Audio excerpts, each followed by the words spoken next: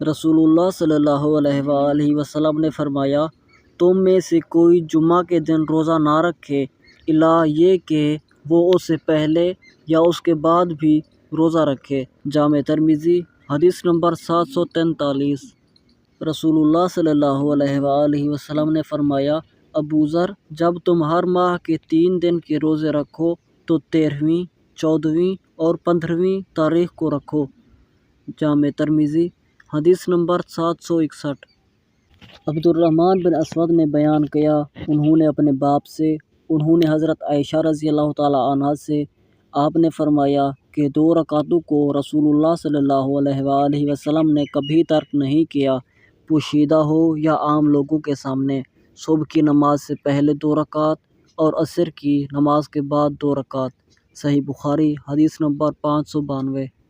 رسول اللہ صلی اللہ علیہ وآلہ وسلم نے فرمایا، رمضان سے 1 یا 2 دن پہلے رمضان کے استقبال میں روزہ نہ رکھو، سوائے اس کے کہ آدمی اس دن روزہ رکھتا آ رہا ہو تو اسے رکھے۔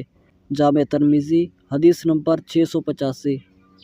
ایک عورت نے نبی اکرم صلی اللہ علیہ وآلہ وسلم کے پاس آ کر کہا، میری بہن مر گئی ہے، اس پر مسلسل 2 ماہ کے روزے تھے، بتائیے میں کیا کروں؟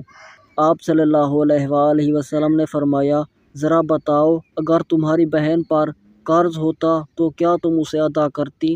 اس نے کہا، ہاں ادا کرتی۔ آپ نے فرمایا، تو اللہ کا حق اس سے بھی بڑا ہے۔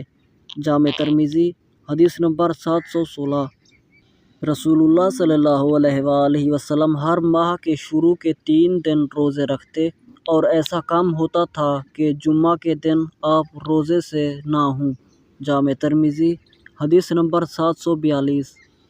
نبی اکرم صلی اللہ علیہ وآلہ وسلم سوموار اور جمعرات کے روزے کی تلاش میں رہتے تھے۔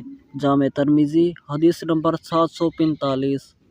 رسول اللہ صلی اللہ علیہ وآلہ وسلم نے فرمایا، جب آدھا شعبان رہ جائے تو روزہ نہ رکھو۔